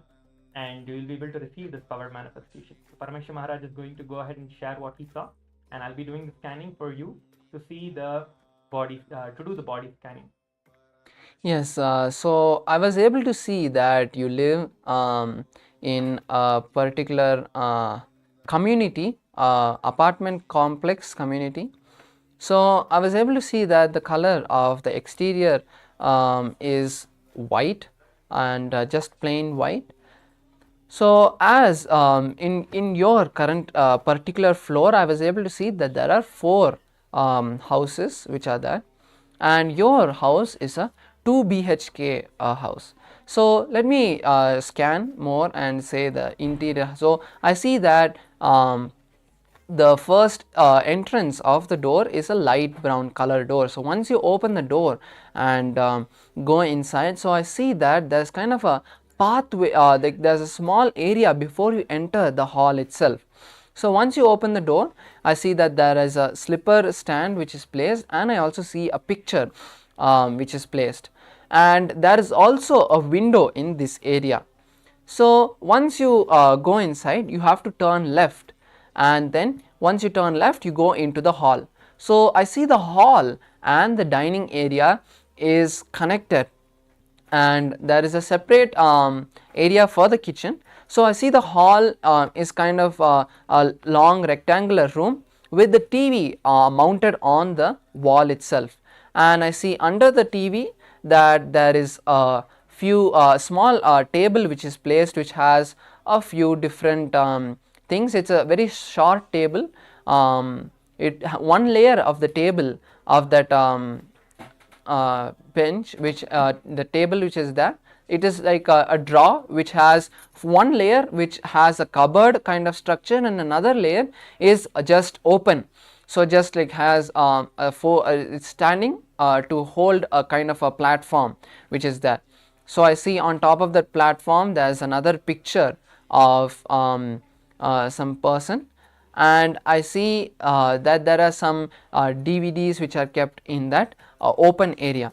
So the color, now going seeing the hall, I see that there is a kind of light brown color sofa which is placed, and there's just one big sofa and then a cushion chair which is towards the if I am looking at the TV, towards the right side of the TV, I see this cushion chair which is placed.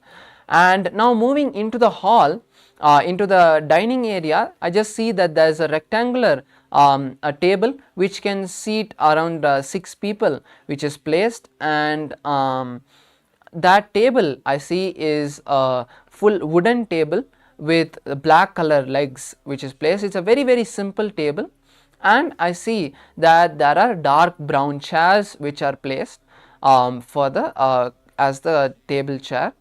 Now moving into the kitchen, so once so between the hall and the kitchen there's like an area which you can go left, go right, and then there is the kitchen room. So like there's like a small partition which is there between the dining area and the kitchen, which is there. It's not exactly a wall, but there's a like a partition. It's not a separate room, it's just a partition between the hall, the dining area and the kitchen. So I see the kitchen is a L-shaped kitchen which is there, and towards the front of the, so if you stand at the door, in the front side of the kitchen, I see first you see the wash basin which is there, and towards the right side I see that there's a stove, and side there's two, in both sides I see that there is area for you to do the various kitchen duties. And towards the left is the fridge which is placed. It's a quite good sized fridge, and I see that the company of the fridge is Samsung, and I see it's a silver color fridge. So this is the basic design, and I see the flooring of the kitchen is red color tiles which are placed for the kitchen, and the other walls of the kitchen is once again white. So now coming out of the kitchen is where I see two rooms which are there. both parallel on both sides. There are just parallel. So both of the bedrooms are just right next to each other, and the bedroom of the master bedroom, which is there, that has a balcony towards the back side of the room. So currently where you are sitting is in the master bedroom, and I see that as soon as you enter the room, I see the ceiling light is a kind of a circular light which is lighting up the entire room. It's a ceiling light which has been placed, and it is a more orangish color ceiling light. And if you see that there are two windows in this entire room, and towards the right side of the room I see that there is a washroom which is there, and the bed is on the left side of the room. So towards the sides of the washroom doors is what I see the two cupboards which are there, two cabinets which are placed. And actually wait, I see only on the right side of the washroom door there is a cabinet. On the left side I see that it's not exactly a cabinet, it's a mirror with some drawers. So that kind of furniture is placed over here. I also see in the room that there is a kind of a painting which has been placed behind the bed. So this is the very rough overview of your entire house that I was able to see. You can now share in the Zoom chat and say how your manifestation was. Were you able to see any more or were you able to relate with the details, and how your scanning was? Yes, and also the participant is asking, I would like to apply for a remote vision. We have already done the remote vision previously for you. The previous remote vision was for you. So you can let us know how you experienced that. So now I'll be revealing the body scanning for Kiran Kumar Ayya. So I'll be doing the scanning and revealing what Swamiji has revealed for you. Om Nityananda Paramashivoham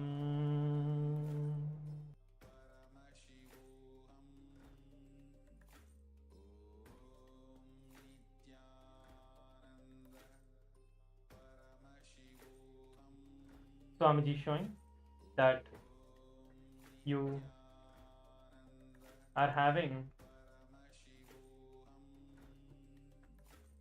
mild headache and also some slight pain in your lower back.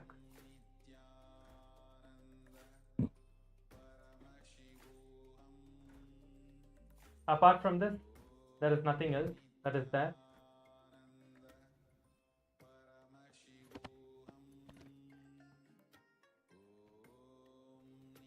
These are the two major things that you have in your body currently.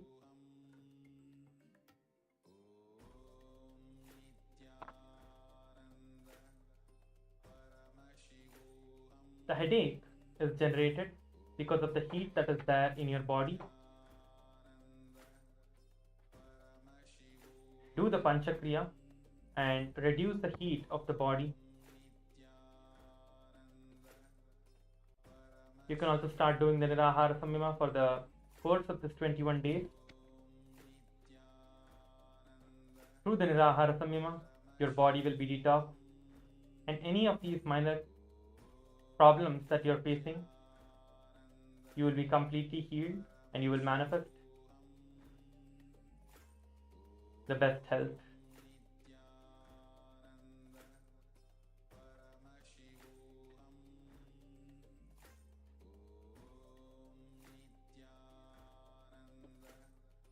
Yes, Kiran Kumara, you can go ahead and share what you feel, how you feel about this power, what you, after the scanning, how you felt about the power manifestation. Kiran Kumara, you can go ahead and share.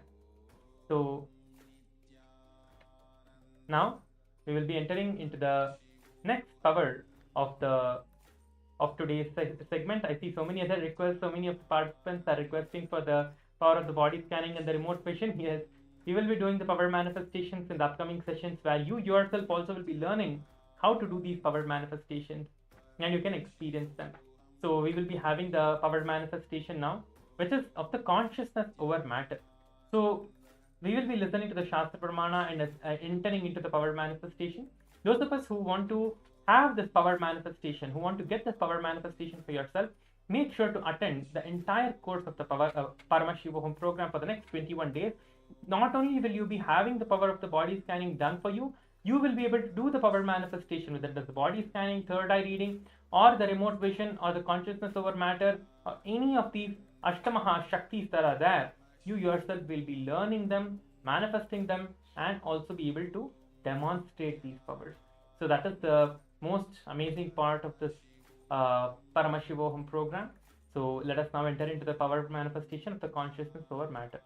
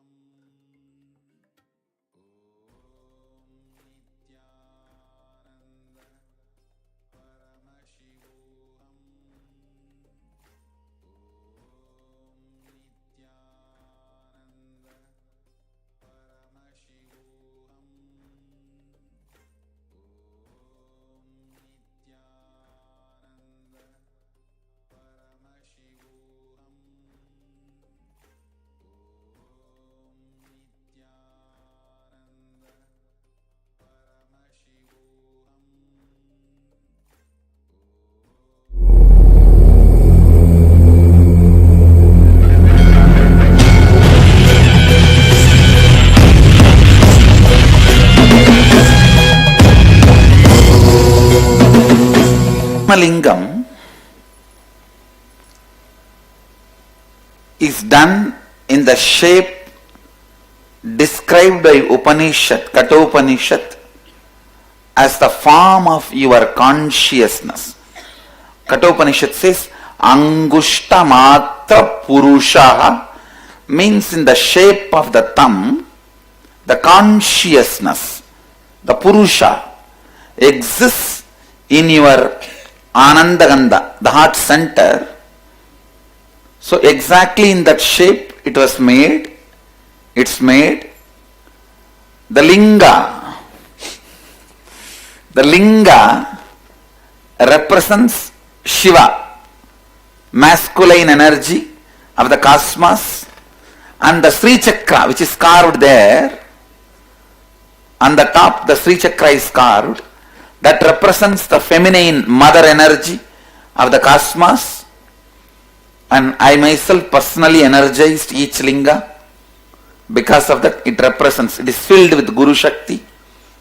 So, Father, Mother, Guru, all the three is represented by the linga represents all the three, Shiva, Devi and Guru. It's literally living consciousness. More than me telling the stories of Atmalinga, I think you can hear stories from the people who have it. It can heal, it can cause miracles and what not. It does its own job. It's an independent intelligence. The linga which you are all going to be given is made of spatika, original pure spatika. The Sri Yantra is etched on is through laser beam technology by one of our disciples. One of our disciples does it very sincerely. Atmalinga can do constantly miracles.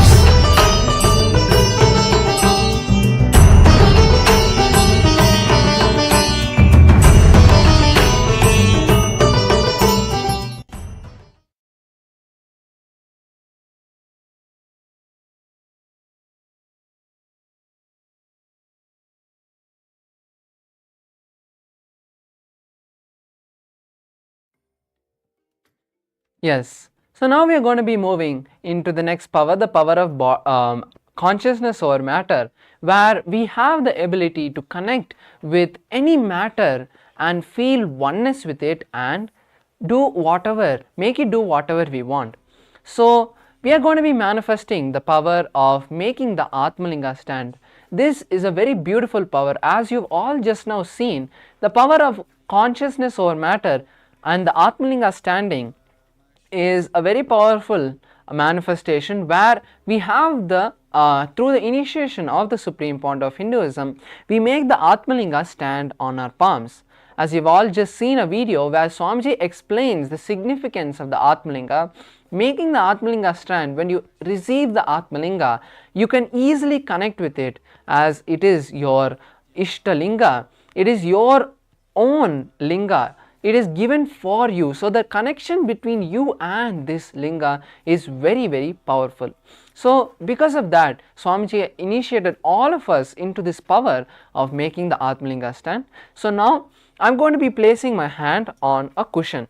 So why am I placing my hand on a cushion? It is because the palm is not flat. So when we place the palm on the cushion, we can make sure that the palm is placed flat on the surface. So now once I have placed my palm, I am placing the Atmalinga as well on the palm. So now once I have placed the Atmalinga on my palm, I will be connecting with Swamiji, and even during the manifestation I will be circling my hand around. So you can see even now there is no movement in the Atmalinga. Even though I am circling my hand, you can see that there is no movement. It is because the Atmalinga, there is nothing tied or connected to the Atmalinga, and as the Atmalinga is made of a crystalline material like Spatika, there cannot be any magnetic influence or any other external force placed on this Atmalinga. So now I am going to be connecting with Swamiji, and then we will all be seeing the manifestation happen. Om Nityananda Paramashivoham. Om Nityananda Paramashivoham. Om Nityananda Paramashivoham. Om Nityananda Paramashivoham. Om Nityananda Paramashivoham. Om Nityananda Paramashivoham.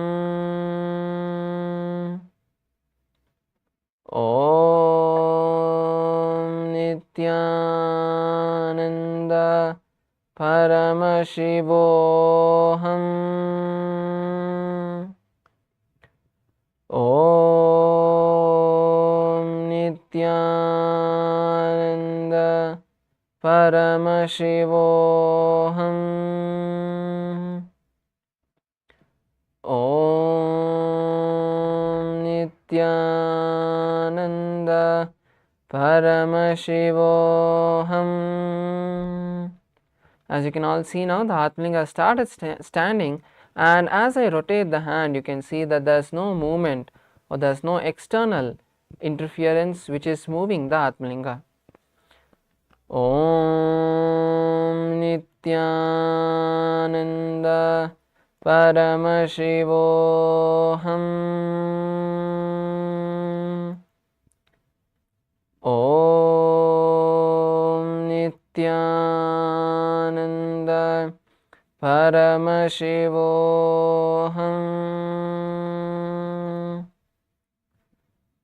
Om Nityananda Paramashivoham. Om Nityananda Paramashivoham. Om Nityananda Paramashivoham. Om Nityananda Paramashivoham. So all of you were able to see how the Atmalinga stood and even was there in that position for a few moments, and then it rolled backwards. So this power of consciousness or matter is one of the most powerful manifestations that we can all experience, and this is because it's not some kind of telekinesis that we are using here. It is the power of connecting with anything, like how we are not the body, we are apart from the body, and the body is something that we are able to take decisions and make it do what we want. It is matter. So in the same way, when we are able to make our body move, we can make any matter move by just connecting with it. So this power of consciousness over body, consciousness over matter is not just for moving a matter like rolling an Atmalinga or making Atmalinga stand, but it is much more. When we use this power of consciousness over matter, the manifestation of reality that we can experience, the reality that we can create is extraordinary. Because everything that we want in the external world is matter, and that is why we have come here to get that. Because one more thing that we get when we manifest the powers is, when we manifest the powers, we enter that ultimate space of oneness, and when that happens, we can experience happiness and bliss. So whether we are searching for happiness or bliss in our life, or we are searching for material success, we can manifest both, because whether it's wealth, it is abundance of material in our life, which is wealth. Relationships, it is the right people we want to manifest in our life, or it is health, the perfect body that we want to create in our life. All three is the very broad aspect under which everything comes. So anything that you want in your life, you can manifest that with this power of consciousness over matter. So with this, we would like to come to the end of this manifestation. Yes. Let us now get ready to manifest these powers ourselves. Throughout the session of the Paramashivoham program, today and the upcoming days, you all are going to be manifesting these divine powers that you just saw the glimpses of. These are just 2 to 3 powers that we just saw. I think 4 powers we just saw, but we have 463 powers that Paramashiva has revealed to the whole of humanity. So we will be manifesting all of these 463 powers over this whole course of Paramashivoham programs, whether it is in Paramashivoham level 1, 2 and 3. We will have different kinds of power manifestation, different levels of power manifestation, and it is just going to be an exciting blast for each and every one of us manifesting these divine powers. So make sure to attend each and every session, and especially the darshans. Do not miss any of the darshans. Be in the darshans and the yoga and all of the power manifestations throughout the day. You can implement all the power manifestations and all of the processes that you have that are being taught during this program. And anything that you want to ask, anything that you would like to manifest, anything that you would like to have, you can go ahead and ask any of the acharyas throughout the sessions. The acharyas will be helping you to manifest these powers and helping you to experience that space of oneness, the space of Paramashivatva. With this, we are coming to the end of today's session. We'll conclude with the Purna Mantra and enter into the next segment. Om Purnamadah Purnamidam Purnat Purnamudachyate Purnasya Purnamadaya Purnamevavashishyate. Om Shanti Shanti Shantihi Harihi Om Datsat Sarvam Bhagavat Shri Nityananda Paramashiva Padakarpanamastu. Om Nityanandam.